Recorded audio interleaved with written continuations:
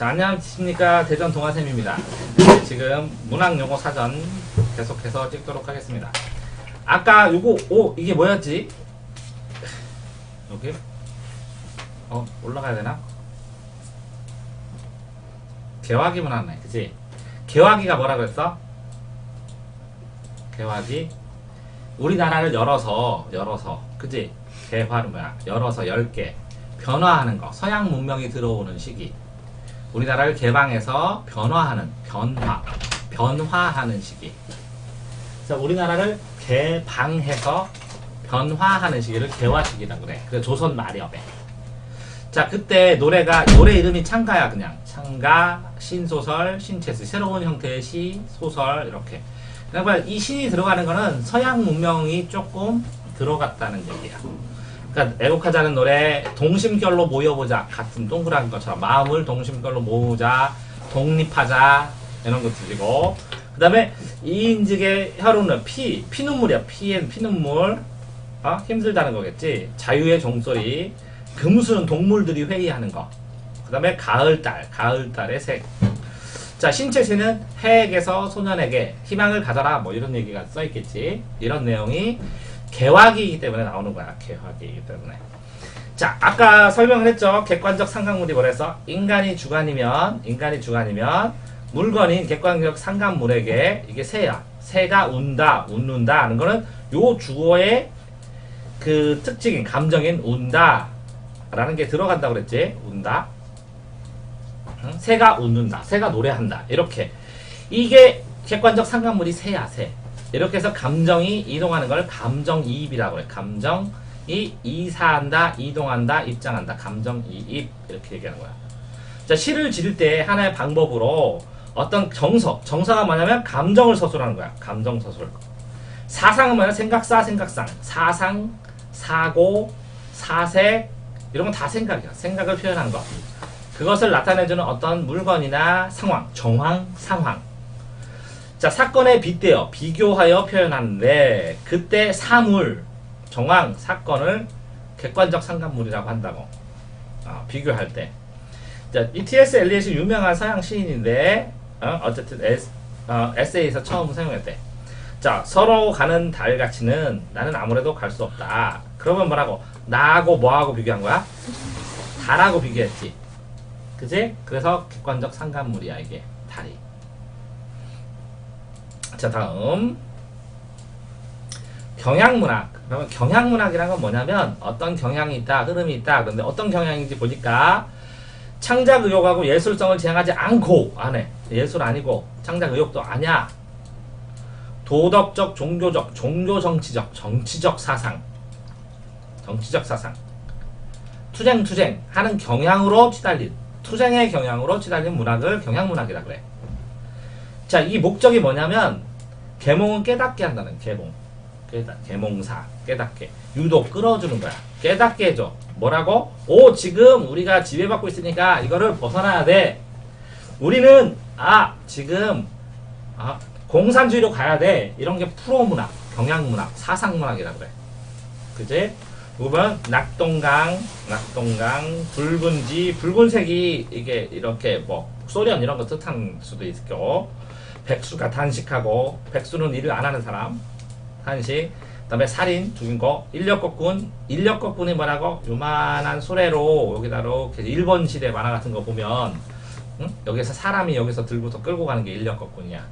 인력거꾼, 전투, 사냥개, 고국을 탈출한다. 힘드니까 기아와 사력 이렇게 힘든 것들, 아주 고생하는 것들, 이런 것들에 대해서 쓰는 걸 이름을 프로문학이라고 하고, 이게 코리아 어소시에이션 프로레타리아 페더레이션, 그래서 카푸파라고도 얘기를 해. 이거 이어서 카푸파. 이렇게 약자로 쓸 때는 다 대문자로 써주는 거거든. 그래서 프로연맹, 카푸파 이렇게 얘기를 해.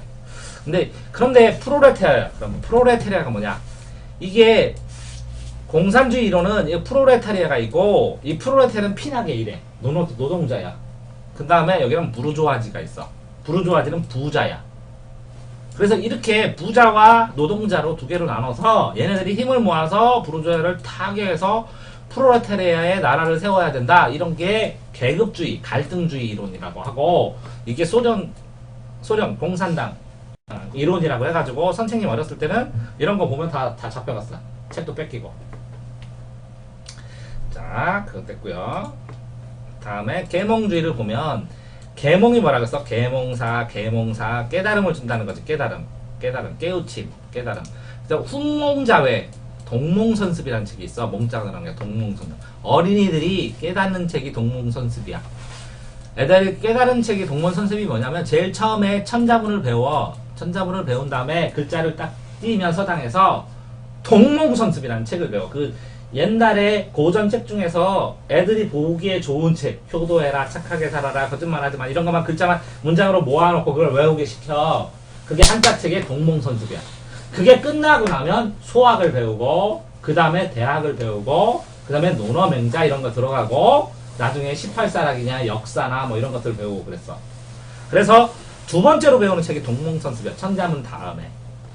그 다음에 훈몽자회라는 거는 뭐라고? 가르칠 훈자, 훈몽자회, 글자에 대해서 가르치는 거, 훈몽자회 해가지고 그걸 모아놨어. 그래서 최세진이 훈몽자회, 깨달음을 가르치는 거. 이 몽자가 그러니까 깨달음이라는 거야. 자, 계몽주의는 깨달음의 문학이야. 17세기, 18세기에 유럽에서 봉건이 뭐냐면, 봉건주의 시대는 왕하고 신하가 있어. 그래가지고 봉건주의는 계약을 해. 둘이 쌍무 서로 임무를 계약을 해서 기사는 왕한테 내가 너 지켜줄게 그런 거고, 왕은 그러니까 내가 너 땅 줄게 이렇게 하는 거고, 기사하고 평민은 내가 생산물을 바칠게요 그러면 내가 외적 지켜줄게 기사가, 이렇게 되는 거거든. 이렇게 계약 관계야. 이렇게 신분제도가 있으면 봉건시대라고 그래. 신분제도, 봉건제도, 신분제도가 있으면, 우리나라 그러니까 조선시대도 봉건제도야. 왜? 왕이 있고 관리가 있고 백성이 있으니까. 봉건제도야. 이 봉건제도에 반항하면서 유럽에서 신분 없애자 이렇게 나오기 시작한 게 계몽주의야. 사람한테 왜 사람이 있냐 이렇게. 그러면 합리주의적 하면 뭐냐면 이치에 합당하대. 근데 애들이 이치에 맞다, 논리에 맞다 그러면 이치가 뭐예요? 논리가 뭐예요? 논리는 이론적이야. 이론적인 건 뭐냐면, 이치에 맞는 건 뭐냐면, 어떤 문장이 있고 그래서 이게 원인이 돼갖고 다른 문제가 결론이 생겨. 그러면 이 결론이 다시 원인이 돼서 이게 다시 또 결론이 생겨. 이렇게 꼬리를 물고 가는 거를 논리적이라고 그래. 그래서 이게 똑 떨어져 버리면 논리성이 떨어진다고 하는 거야. 그래서 인과관계, 원인과 결과를 뭐라고 한다고? 인과관계가 계속 이어지는 거를 이치 논리적이라고 하는 거야. 자, 그렇게 되어 있어서 딱 보니까 여기 보면, 자, 한국 문학이 자 이렇게 지금 하는 게 뭐야? 봉건적, 신문제 없애고 합리적으로 이성적으로 생각해갖고 이치에 맞게 살자라는 걸 배경으로 문학, 새로운 문학이라고. 왜? 조선시대는 신분제였잖아. 신분제도, 봉건제도를 벗어나서 합리적으로 살자라고 받아들였어, 문학 양식을. 그래서 전통문화하고 이거는 새로운 거지. 새로운 양식하고 이게 충돌이 일어났어. 이게 충돌이 갈등이야. 아까 내가 했지? 이건 등나무 등자고 이거는 칡갈자라고. 이게 칡나무가 꼬이듯이 등나무가 꼬이듯이 꼬여서, 그래서 이걸 벗어나자, 새로운 문학을 보급하자 하고서 만드는 게 이렇게 계몽주의야. 그러니까 어린 벗이요 훌륭하게 살아라 이렇게 얘기하겠지. 그러니까 계몽주의 문학이야. 자, 힘들어도 하나씩 다 설명을 해주는 거야. 왜 설명을 해주냐면, 결국 이런 이해를 하고서 나중에 들으면 바탕이 깔린 상황에서 들어오기 때문에 더 잘 외워져. 실제적으로 집중해서 한 번만 들으면 돼. 자, 고려시대가 있어. 고려시대 왕건이 만들었지. 그때 시가 있으면 시는 다 노래야. 그러니까 민중은 국민 사이에 널리 퍼져있는 일을 소교라고 그래. 민속가요 이렇게 생각하면 돼. 민속가요를 뜻이야. 그럼 시가가 고려시대의 민속가요. 그리고 고려시대의 시의 가사 가요 합쳐서 가요 해서 여요. 고려시대의 가요 해서 여요. 고려 길게 불렀어야 돼. 장가라고 이름했어. 그럼 단가는 뭐냐? 조선시대는 단가는 시조야. 시조는 또 시절 가조라고 해. 그 시절의 노래. 단가. 왜 그러냐면 시조는 세 글자, 네 글자. 초등학교도 시조 배우냐? 하나도 안 배우냐, 시조? 청산리, 벽교수야, 수의강을 사랑은 막 이렇게. 뭐 이런 거 하나도 안 배우냐? 시조. 세 글자, 네 글자, 세 글자, 네 글자. 이게 첫 줄이고, 초장. 세 글자, 네 글자, 세 글자, 네 글자가 두 번째 줄이고, 중장. 초등학교, 중학교. 그 다음에 마지막에 종장. 3, 5, 4, 3. 이렇게 세 줄만 쓰면 노래가 딱 완성돼. 이게 양반들이 많이 만들었어. 이게 시조. 이걸 단가라고 그랬어. 장가에 비교해서. 그런데 여기서 보면 한림은 올라와. 한림이 뭐냐면 이게 유림이라고 하는 거. 유림. 지금도 유림공원 가면 있지. 유림은 뭐하냐면 유학자의 숲이란 뜻이야. 그러니까 무술하는 자라의 숲은 뭐 판타지 숲 그러면 무림이라 그래. 무림. 그럼 유림은 뭐냐면 유학자들이 많다는 거야. 그럼 유학자는 뭐냐면 유학을 공부하는 학자야. 이 유학자들을 제일 처음에 신분을 뭐라고 그러냐면 유학자 제일 처음에 어디를 다니냐면 유학자는 서당을 가. 서당 가기 전에 집에서 공부하기도 하거든. 그래서 서당에서 끝나면 향교를 가. 향교는 뭐냐면 이 서원처럼 향교 서원 해갖고 학원이야. 학원. 조선시대 학원. 근데 여기서 향교에서는 고향 제사 공자의 제사를 지내서 정식이고 개인적으로 향교처럼 만드는 게 서원이요. 백운동 서원부터 이렇게 서원이 있잖아. 그러면 이 무슨 서원 이렇게 만들어 놓으면 글서자 배우는 학원이요. 여기 서원에서 공부를 한 다음에 시험을 봐. 시험을 봐갖고 이 공부하는 사람은 학생이라고 그래. 학생. 그래서 벼슬을 하나도 못하고 죽은 사람은 학생 부군신이 이렇게 얘기해. 학생. 그런데 학생이 시험을 해서 한 번, 첫 번째 시험에 초시, 첫 번째 시험에 합치면 김초시 그러는 거야. 오. 근데 한 번도 합격 못하면 생원이라고 그래. 이생원, 김생원 할 때 생원이라고 그래. 생원. 그 다음에 이건 김초시, 이초시. 근데 최진사 때 셋째 딸라면 해봤지. 두 번째 시험을 보는데 초시에는 대전시에서 봐. 두 번째 시험에서는 충청도 전체를 봐. 그러면 이거를 진사라고 그래. 진사. 그래서 최진사 때 셋째 딸라면 2차 시험 통과한 거야. 이 통과한 사람이 다 어디서 모이냐면 성균관에서 모여. 그래서 드라마 나왔지. 성균관 스캔들. 뭐 그런 드라마 있었는데 이 성균관이라는 데가 대학이야. 대학. 그래서 중앙에 하나 있어. 여기서 공부를 해. 공부를 하다 3차 시험을 합격해. 그래서 1등으로 뽑히면 장원, 두 번째로 꼽히면 탐화, 이렇게 해갖고 33명 뭐 몇 명을 이렇게 뽑혀. 이렇게 딱 뽑히는데 이게 3년마다 한 번밖에 시험 안 봐. 거의 임시로 보는 시험도 있지만. 그래서 1차 시험, 2차 시험, 3차 시험까지 다 뽑혀야 돼. 다 통과해야 돼. 엄청난다고. 자, 그런데 어쨌든 여기 유림은 뭐가? 유학자라고 했잖아요. 유학자, 유림, 유학자, 유생. 허생원 하면 생원이지. 공부하는 사람이야. 유생. 유생들이 이렇게 경상도 지방에서 공부해가지고 신진사대부로 새롭게 전진한 사대부 선비 해갖고 신진사대부로 들어왔다가 나중에 이렇게 신진사대부들이 관리들이 돼서 관리들이 공부한다고 해서 관학파로 되고, 또 이 관학파 말고 또 새로운 그 시골에 있는 사람들이 귀에 이렇게 서울에 와서 시험 봐.